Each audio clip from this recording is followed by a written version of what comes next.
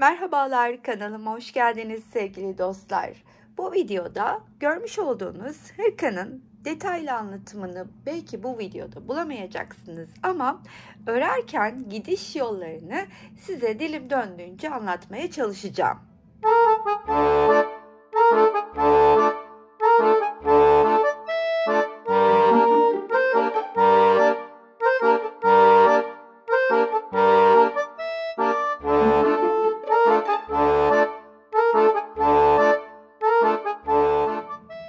Bu hırkada kullanacağım renkler 3 adet. Bir tanesi Yarnart cinsin 63'ü, diğeri Alize Cotton Gold'un 485'i, bir diğeri ise yani zeminde ana renk olarak kullandığımız Kartopu Cotton Love'ın K011'i. Sizler tabii ki dilediğiniz renk sıralaması ve adetle 2 renk, tek renk ya da çok fazla renk kullanarak da bu hırkayı örebilirsiniz. Hırkanın tamamında kullanacağım tığ ise 3 milim. İlk olarak motif sayısını sizlere vermek istiyorum. 39 tane motif ile bu hırkayı öreceğiz. Ancak birleştirmeyi şöyle size aşama aşama anlatacağım için bir parça olarak bir kerede değil de nasıl ilerlediğini göstermek istiyorum. Normalde buradan bir kenarından başlayıp bütün olarak örebiliriz ama burada o sistemle örerken çok net kameranın altında anlatamayabilirim. Şimdi motif dizilimini nasıl yapıyoruz? Örmüş olduğumuz motifi, ki bu motifi bu videoda sizlerle birlikte örmüyorum. Çünkü 3-4 video öncesinde detaylı bir biçimde sizlere motifi anlattım. O videoda motifi bakınız 1, 2, 3, 4, 5. sırasına kadar anlatmış olma. Ya 4 ya 5'ti. 4 ya da 5. sıraya kadar anlattım. Asıl motifin kurulum kısmı görmüş olduğunuz gibi buradadır. 4. sıradan sonra artık motifi kare yaptıktan sonra 5 ve 6'da yapacağımız işlem birebir aynıdır. Yani bildiğimiz babaanne kareleri dediğimiz hanım dilendi motifi tekniği. Yine aynı şekilde köşede ikili grup, ikili trabzanlarla 3 adet, arada 2 zincir, örerken ortalarda arada zincir yok. Devam edip motifi tamamlıyoruz. Yani şöyle size detaylı olarak gösterirsem eğer çok rahatlıkla ekran görüntüsü alıp motifi örebilirsiniz. Siz bu en son benim yeşilde bıraktığım yere kadar motiflerinizi örün. 39 adeti tamamlayın. Daha sonrasında da birleştirmeye birlikte nasıl ilerlediğimizi göstereceğim. Her bir motifimin birleştirme sırası olmaksızın ölçüsü 13 santimdir. Bunu da belirteyim. Yani motifim 2, 4, 6 sırada 13 santim olarak düşüyor. Ve birleştirme kısmına geçiyoruz artık. Birleştirme kısmına geldiğimizde ise motifim benim 15 santim civarı diyebilirim. Yani 14,5-15 gibi düşünebilirsiniz. 39 tane motifin, bu biliyorsunuz kısa bir hırka, 3 çarpı 3 9 tanesini, yani bakın şu kısmını 3 çarpı 3 9 tanesi, şu önümde görmüş olduğunuz kısım arka için örülüyor. 3 çarpı 3 9. Daha sonra kol altına 2 tane motif yerleştiriyorum. Arkayı birleştirdikten sonra kol altına gelecek kısma 2 motif yerleştiriyorum. Burası kol evi olarak kalıyor. Aynı şekilde bakın. Şimdi buraya da 2 tane motifi kol altına, bakın tam kol altına geliyor. Daha kol takılı değil. Böyle burası boş kalacak. 2 tane motif yerleştirdikten sonra şu şekilde öne de 4 tane motifimi yerleştiriyorum. Bu 4 motifin birisi yukarıda omuz için kalıyor ve onunla birlikte kol evimizi oluşturuyoruz. Bakınız diğer motifler de aşağıya doğru bu şekilde yerleşmiş oluyor. Şimdi diğer kısmı yerleştirirken çok daha net anlayacaksınız zaten. Şöyle göstereyim. 2 tane motifi kol altına yerleştirdik. Bu bu şekilde katlandığında bakınız tam olarak kol altına geliyor. Kol evimizin bir kısmı burada oluşmuş oluyor.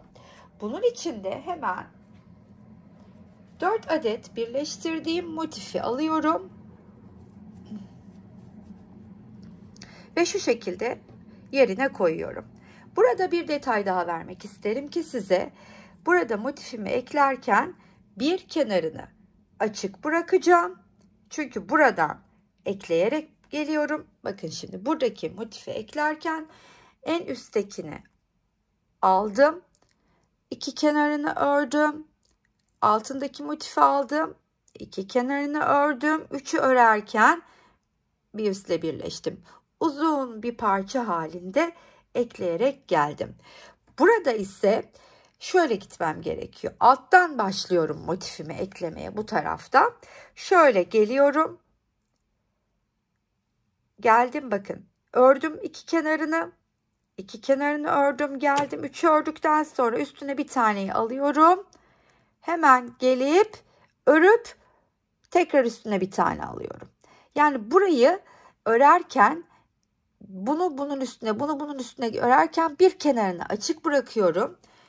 Ve şöyle göstereyim. Bu eğer buranın parçası olmuş olsaydı şu üstü örmemiş olacaktım. Çünkü bu üstü örerken hemen üst kısımla birleşiyorum ve yanı birleşerek geliyorum. Bakın bu taraftaki bu parçayı örerken üstünü açık bırakacağız ki şöyle yerleştirip örmeye devam edeceğim. Bu tarafta ise artık bu üstteki açıklık benim için yeterli. Çünkü yönüne göre, elimin yönüne göre böyle devam etmem gerekiyor. Ve hemen bu kenarını açık bıraktığım yerden kol altına yerleştiğim motifleri birleşmeye başlıyorum. Zaten sadece bu ve bu iki kenarı birleştireceğim. Burası kol evim için kalan açıklık. Bu da aynı şekilde arka ile birleştirmeyi motifim için kol evini oluşturmuş olacağım. Daha sonra kol motiflerini buraya nasıl birleştirdiğimi göstereceğim size. Kol için hazırladığım parçam ise şu şekilde 3x3 9 motif. 3x3 9 motifi iki kenarı açık bir şekilde bırakıp kol evine yerleştireceğim. Önü hallettikten sonra. Ancak şunu belirtmem gerekir ki bu birleştirme tekniğini de detaylı olarak burada göstermiyorum. Birebir birleştirme tekniklerinin birçoğu kanalımda mevcuttur. Bu videonun altına da teknikleri bırakacağım. Siz de elinize en uygun olan tekniği kullanarak motiflerinizi birleştirebilirsiniz. Bu aslında 39 tane motifle hırkayı birleştirmeye, bu kol altına motifi nasıl koyduğumu göstermek için bir anlatım videosu olsun istedim sizlere. Şimdi hemen bu motifimi aldım. Bakın kol altındaki motifi katladım. Eğer burada da olsam aynı şeyi yapıyorum. Bunu katlıyorum. Bu defa yukarıdan burada birleşmeye başlayarak buradaki kol evi açıklığını verip alttaki motifle birleşiyorum. Burada da tam tersi aşağıdan başlıyorum birleşmeye. Şimdi burada beraberce görelim nasıl yol alıyoruz. Birleştirmeye başlarken köşeye üçlü grubumu örmüştüm ikili trabzanlarla. Bir de zincirimi çektim, tığdan çıkıyorum. Hemen köşeye batıp ilmeğimi çıkarttıktan sonra bir zincir çekiyorum. Tığımın üstüne ipimi alıp köşenin içine 3 tane ikili trabzanımı örüyorum. Tığdan çıkıp karşısındaki hemen denk gelen boşluğun içinden ilmeğimi çıkartıyorum. Bir zinciri çekip buradaki boşluğa geliyorum ve 3 tane ikili trabzanımı örüyorum. Tekrar tığdan çıkıyorum. Buradaki boşluğa batıp yine ilmeğimi içinden geçirip bir zincirimi çekiyorum. 3 tane ikili trabzan.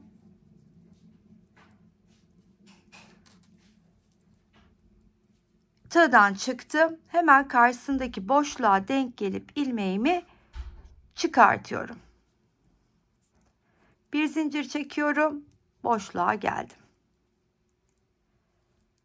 Şimdi köşeye kadar birleştirme mantığım aslında burada belli olmuştur. Bakınız şu şekilde devam ediyorum. Köşeye kadar geleyim. Her ikisinin şu birleşim yerini nasıl geçtiğimi göstereyim.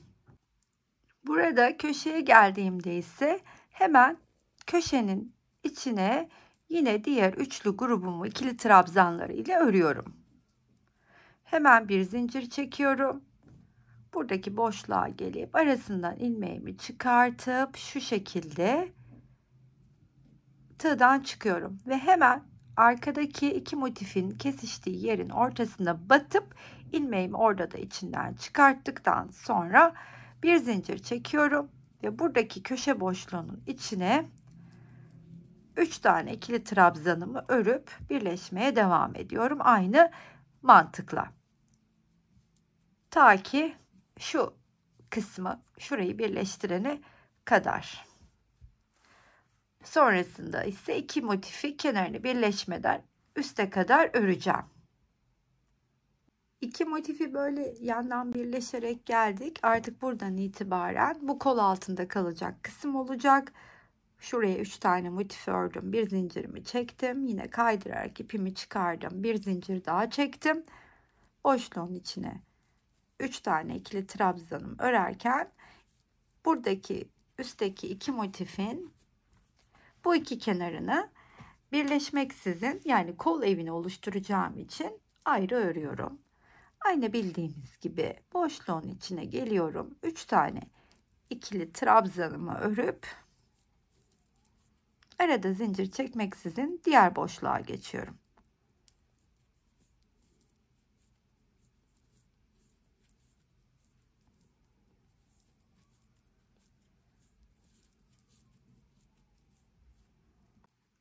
Üst köşeye kadar geldiğimde de bu artık üst kenarı buradaki motifle birleşip bu şekilde katladığımda şöyle önüme de aldığımda bakınız kol evim tamamen ortaya çıkmış olacak. Birazdan buraya kol motifini nasıl yedirdiğimi göstereceğim.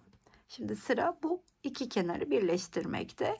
Köşeye 3 tane ikili trabzan ördüm. Bir zincir çektim. Tığımdan çıkıyorum hemen.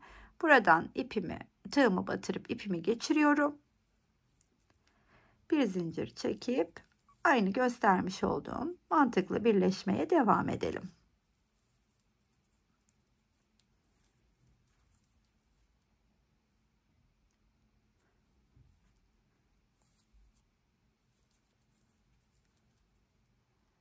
Sonunu da birlikte tamamlayalım istedim. Çünkü şurada bir tane zaten köşede vardı üçlü grubum. Diğer üçlüyü örüyorum. Bir tarafın önü tamamlamıştı. Bununla birlikte burası da tamamlanmış olacak. Bir zincir çektim. Bakın bu arkadaki iki motifin birleştiği yerden içinden ilmeğimi çıkartıyorum. Bir zincir çekiyorum. Burada üstüne gelip arasından geçirdikten sonra güzelce kitleyip ipimi kesiyorum. Şimdi artık kol motiflerini yerleştirebiliriz. Burada yerleştirmiş olduğum kısmı size göstermek istiyorum. Bakınız şimdi bu 3x3 olan 9 motifli kısım burada alta denk gelen motifin yarısını kadarı buraya yerleştiriyorum. Arkada da karşısında alta denk gelen motifin yarısına kadar buraya yerleştiriyorum. Bakın buradaki benim grup sayım 1 2 3 4 5 6, üçünü bununla yerleştirip üçünü açıkta bırakıyorum. Bu şekilde de kol altına yerleşmiş bir motifle de genişlemiş oluyor. Bu yaptığım hırka 40-42 bedene kadar uygun olacaktır. Motifinizin sırasını arttırarak 42 beden üstüne de rahatlıkla örebilirsiniz. Bunu da belirtmiş olayım. Şimdi kol evini şu şekilde bakın aldım önüme. Şöyle göstereyim. Ve birleştirmiş olduğum 9 motifli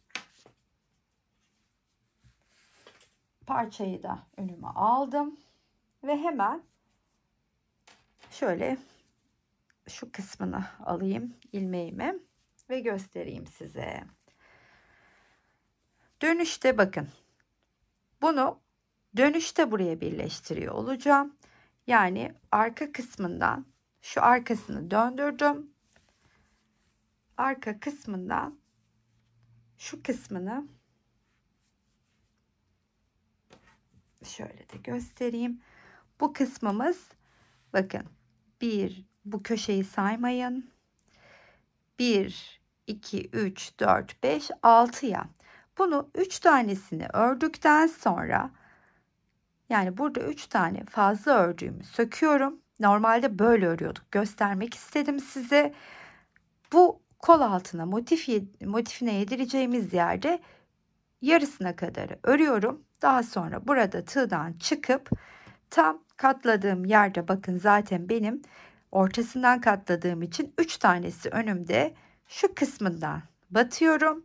İlmeğimi içinden çıkartıyorum.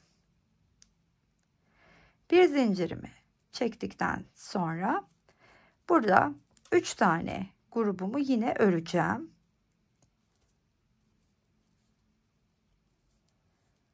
Yine tığımdan çıkıyorum.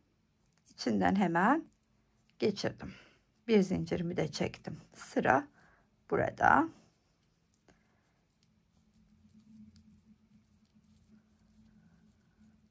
Tığdan çıktım.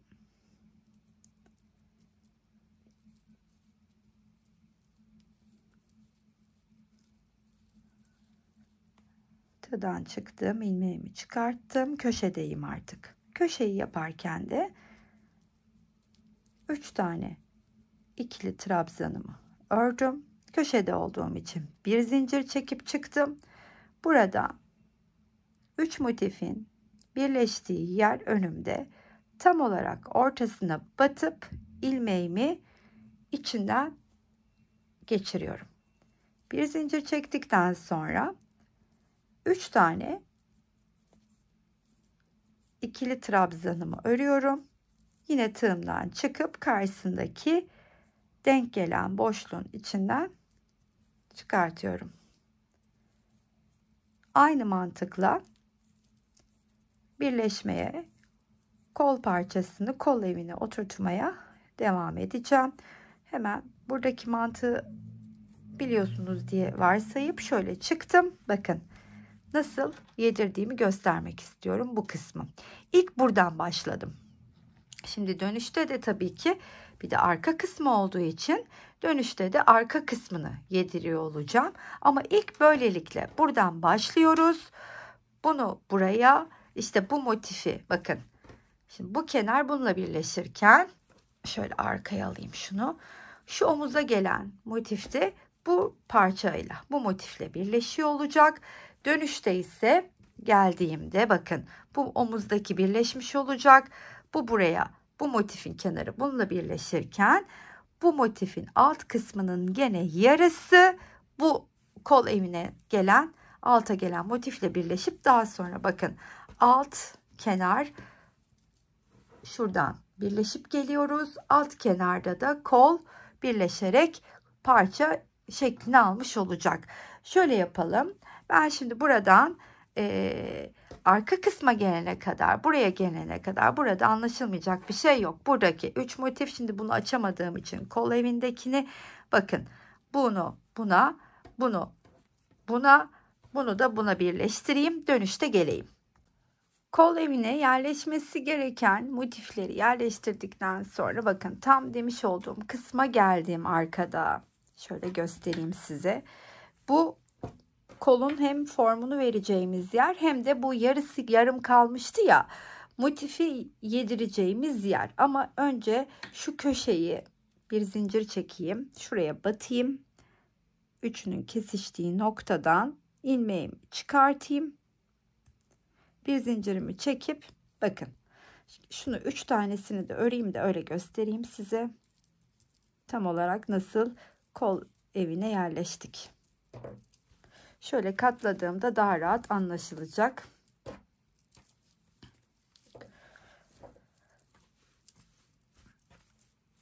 Dönerek ilk buradan başladık. Bakın ilk buradan başladık, geldik, döndük böylece ne ve buraya en son hepsinin birleştiği yere de batarak tamamladım. Şimdi sıra artık burada yarısına kadar birleştirdiğim ama yarısının kaldığı kısım var. Bu motifin yani kol formunu verirken baştaki ilk motifin yarısını buraya yedireceğiz. Buna yedireceğiz. Yarısını da diğer arkadaki kol motifine. Hemen başlıyorum. Bakınız. Şimdi burada şu köşede 3 taneyi örmüştüm. Karşısına denk gelen şu boşluktan batıyorum. Kol altındaki motife yani. Bir zincirimi çektim. Tekrardan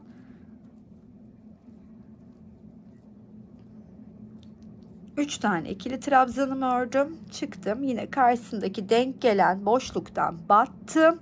Hemen çıkardım. Bir zincir. 3 adet ikili trabzan çıktık. Yine karşısındaki denk gelen kısım. Bakın artık bu üçüncüyü ördüğümde çok özür dilerim. 2 tane örmüştüm. Üçüncüyü ördüğümde o kol altındaki motifin yedirme kısmını tamamlamış olacağım. Çıktım. Burası son batacağım nokta. Bir de zincirimi çektikten sonra artık şimdi bunu bu kol motifini karşılıklı birleştirirken formunu vermeye başlıyorum.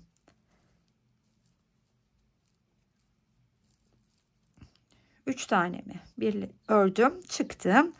Sıradaki karşısındaki boşluk artık kol parçasındaki motifte. Bu kısmı detaylı anlatmaya da gerek yok. Birlikte çok defa ördük. Şunu bununla birleştireyim kol ağzına kadar. Şuradan hemen ilk batayım. Kol ağzına geldiğimizde kolun etrafını, kol ağzının etrafını nasıl ördüğümü bu ırkada göstermek isterim.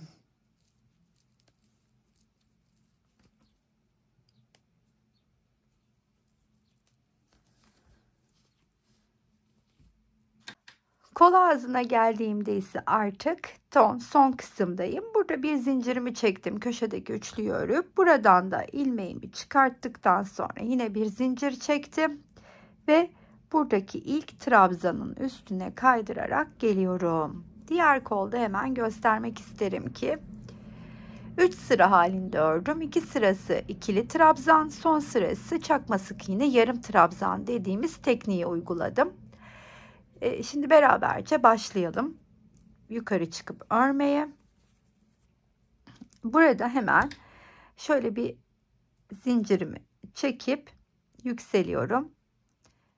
Şöyle etrafında döndürüp tığın üstüne alıyorum. Daha sonra dibine batıp ilmeğimi çıkarttıktan sonra bir buradan bir de buradan örüp yalancı trabzanımı tamamlıyorum.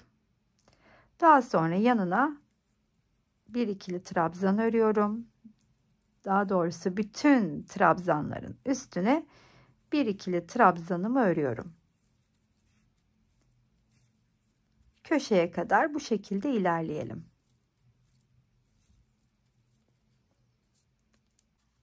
Köşeye geldiğimde ise ilk olarak önümdeki motifin köşesine bir tane ikili trabzanımı örüyorum. Daha sonra buradaki köşeye geliyorum. Bir ikili trabzan da onun üstüne örüyorum.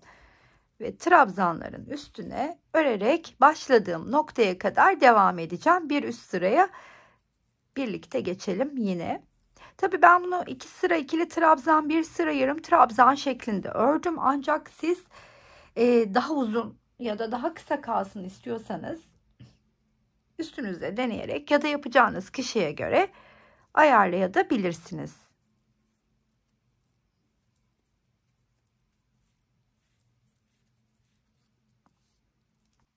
Sonuna doğru yaklaşırken bir tane buradaki köşeye yapıyorum. Bir tane buradaki köşeye yapıyorum. Burada ilk örmüş olduğum trabzanın tepesine kaydırarak geldim. Bakın. Şimdi burada yine yalancı trabzanımı öreceğim. Bir zincir çekip yükseldim. Şöyle döndürerek üstüne alıyorum. Hemen gelip dibine batıyorum. İlmeğimi çıkartıp önce bu ikisini, daha sonra da ilmekleri örüp hemen yanındaki trabzanın üstüne bir ikili trabzan örüyorum. İşte yukarıya çıktığımda da artık altta örmüş olduğum her ikili trabzanın tepesine bir ikili trabzan batarak örüyoruz.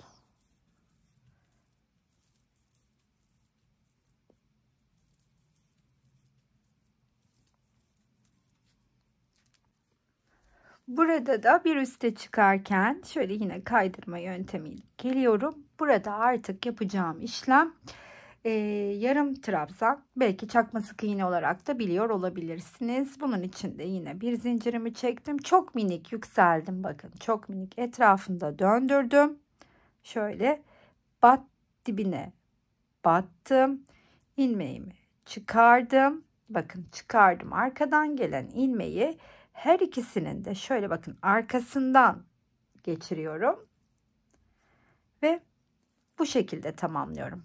Hemen yanına bir ikinciyi de ördüm. Bütün ikili trabzanlarımın üstüne yarım trabzan geçerek kolu tamamlayacağım. Bu sıranın da sonuna yaklaştım. Hemen ilk örmüş olduğumun tepesine geliyorum, batıyorum. Şöyle kaydırma yöntemiyle geçireceğim içinden. Daha sonra bir zincirimi çekip kilitleyip ipimi keseceğim. Ve beraberce artık hırkamızın etrafını patını örmeye geçebiliriz. Kolda trabzan örmüştük. Etrafında ise lastik örümü uygulayacağız. Hırkanın etrafını örmeye başlarken hemen şöyle göstermek istiyorum size. Lastiğin ilk sırası ikili trabzan örerek başlayacağız. Bunun için de şöyle bakınız, kol altına gelen kısımdan, yani şuradaki kısımdan başlamayı tercih ediyorum ki başlangıç kısmım kol altına doğru kalsın diye. Bunun için de yine ilk sırada trabzanlarımı örmeye başlayacağım. Aynı koldaki gibi burada da sadece köşelere örerek geçiş yapacağım. Şimdi beraberce başlayalım. Tığın üstüne ilmeğimi çıkardım. İpimi de aldım. Bakın kol altına gelen kısmı ayarlamıştım. Buradaki ilk şu köşenin içine batıyorum. Ve bir ikili trabzan örerek başlıyorum. Zincirsiz başlangıç yapıyorum. Şu ipi de şöyle geriye alayım. Ve sırasıyla her bir trabzanın tepesine de bir ikili trabzan örmeye başlıyorum. Bunu da ilmeklerin arasında kaybetmek için bir öne bir arkaya alarak şu şekilde örmeye devam edelim.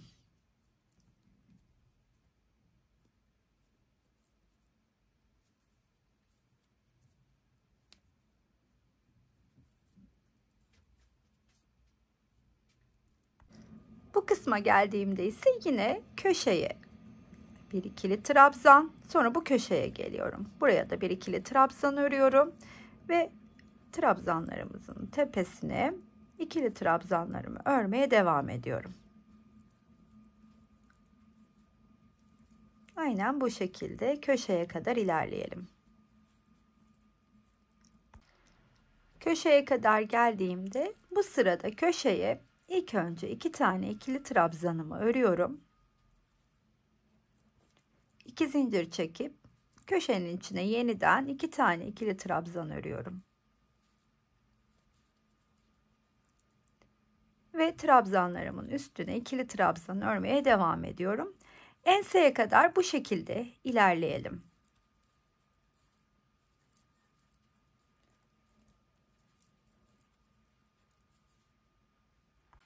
Ense kısmına yaklaşırken ise şimdi oraya doğru bütün buradaki ikili trabzanların üstüne bir ikili trabzan örüyorum. Bakın tam olarak arkadaki ense kısmındayım. Burada ise önce buradaki köşeye batıyorum. Bir ilmeğimi çıkartıp tığımda tutuyorum. Daha sonra tığın üstüne ipimi alıyorum. Buradaki köşeye geliyorum. Yine tığın bir kere de çıkıp tığımın üstündeki 3 ilmeği birlikte örüyorum. Ve derken bütün trabzanların tepesine bir ikili trabzan örmeye devam ediyorum.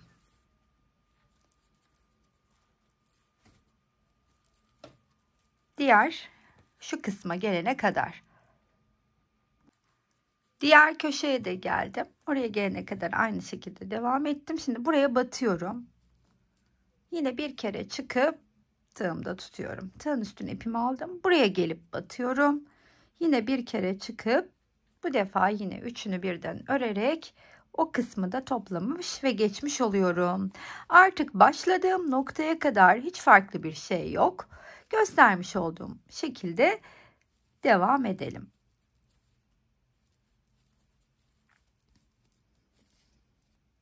Bir üst sıraya geçerken artık lastik örümüne başlıyoruz. Şimdi burada sonuncu kısma geldim. Bu köşeyi ördüm. Bu köşeye şöyle bakın, köşeyi örerek başlamıştım. Hemen onun tepesine kaydırarak geliyorum. Ve bir zincir çekip yükseliyorum.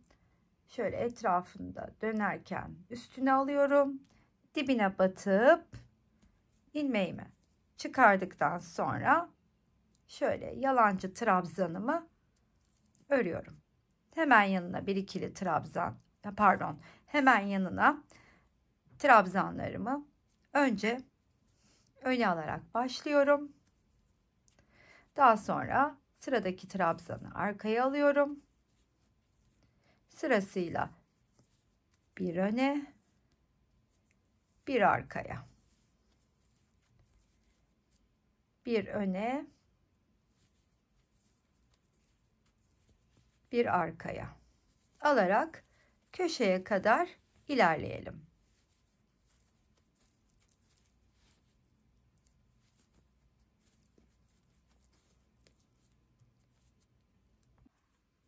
Lastik sırasında köşeye doğru yaklaşırken ilk olarak köşenin içine ördüklerimi de lastiği uyguluyorum tekniği. Daha sonra köşe boşluğuna geldiğimde artık köşelere sadece ilk olarak bir tane ikili trabzan örüyorum. Daha sonra 2 zincir çekiyorum ve aynı köşe boşluğunun içine bir tane daha ikili trabzan ördükten sonra trabzanlarıma lastik tekniğini uygulamaya devam ediyorum. Önce önden ya da arkadan fark etmez. Sırasıyla bir arkadan bir önden örerek devam edelim. Ensedeki kısma geldiğimde oradaki geçişi de göstermek istiyorum. Ense kısmına geldiğimizde burada bir altta biliyorsunuz şu köşeleri ördüğümüzü bir kere örüp kesme yapmıştık. Şimdi oraya gelirken sırayla yine bir öne bir arkaya alıyorum. Buraya geldiğimde bu kestiğim 2 tane trabzanı her ikisini de bakın şöyle tek trabzanmış gibi öne alıp birlikte örüyorum. Ve yine sırasıyla diğer trabzanları örmeye devam ediyorum. Ta ki diğer köşesinde yaptığım kesmeye kadar orada da aynı işlemi uygulayacağım.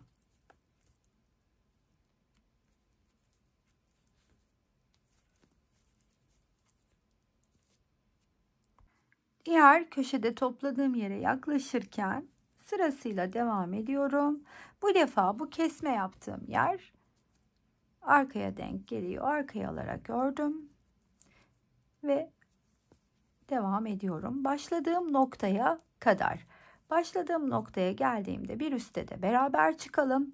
O sıranın da köşesinin geçişini nasıl yaptığımı göstereyim. Daha sonrasında ise sizler hırkanın patını dilediğiniz genişlikte örebilirsiniz. Önerim biraz daha kalınca örmeniz olacaktır. Çünkü bu hırkaya biraz kalın pat çok yakışmakta. Ben tahminim 8 sıra örerim diye öngörüyorum. Finalde size tam olarak kaç sıra ördüğümü söyleyeceğim.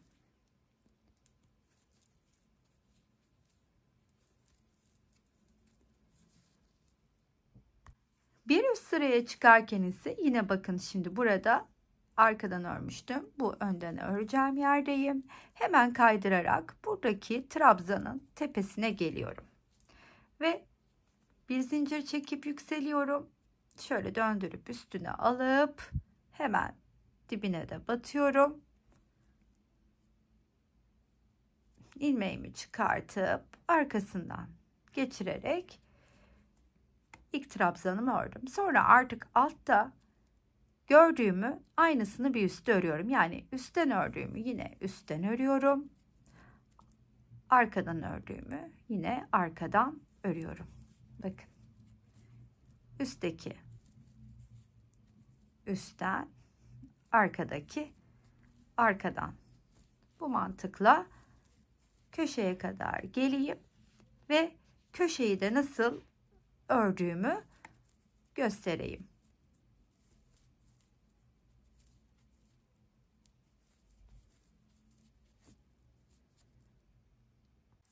Yine köşeye geldim. Şimdi bakın sıra öndekinde ve hemen yine köşede bir tane ikili trabzanımı örüp 2 de zincirimi çekiyorum. Yeniden bir tane ikili trabzan örüyorum ve sırasıyla örmeye devam ediyorum. Şimdi burada bakın nasıl sırasıyla örmeye devam ediyorum. Burada önden örmüşüm.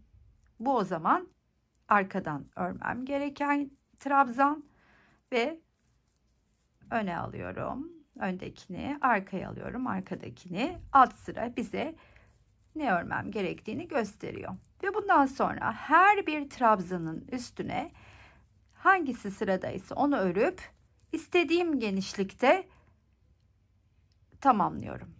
Ben dediğim gibi tahminen 8 sıra örmeyi düşünüyorum. Siz de dilediğiniz genişlikte tamamlayabilirsiniz.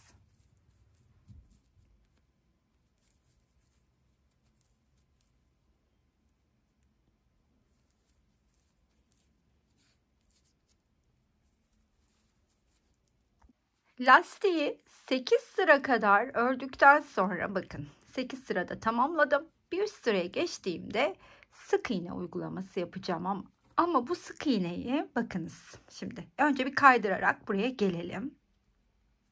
Buraya geldikten sonra bulunduğum yerin hemen şuradaki trabzanın V kısmının içe dönük olan yani bana göre dışta olan tarafına batacağım ve oradan ilmeğimi çıkartıp sık iğnemi öreceğim. Bakın bütün bu V gibi olan kısımların yani bu başak görüntüsünün dışta kalan kısmına batıyorum. Sık iğnemi örüyorum. Oraya batıp sık iğnemi örüyorum.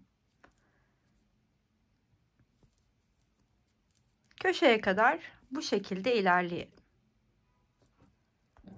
Köşeye yaklaşırken yine her trabzana aynı işlemi yaptım. Köşeye geldiğimde ise köşe boşluğunun içine 3 tane sık iğnemi örüyorum ve yeniden trabzanların dış kısımlarına batarak başladığım noktaya kadar bu şekilde örmeye devam edeceğim.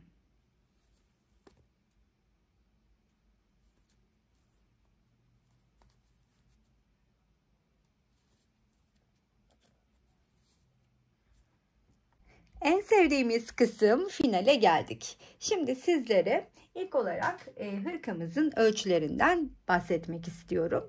Hırkam 36'dan 42 bedene kadar rahatlıkla uyum sağlayacak ölçüde. Boy uzunluğuna şöyle söylemem gerekirse hırkamın 55 santim boyu, enini söylemem gerekirse şöyle yatırdığımda 56 santim yani 112 santimde çevresi olduğunu söyleyebilirim.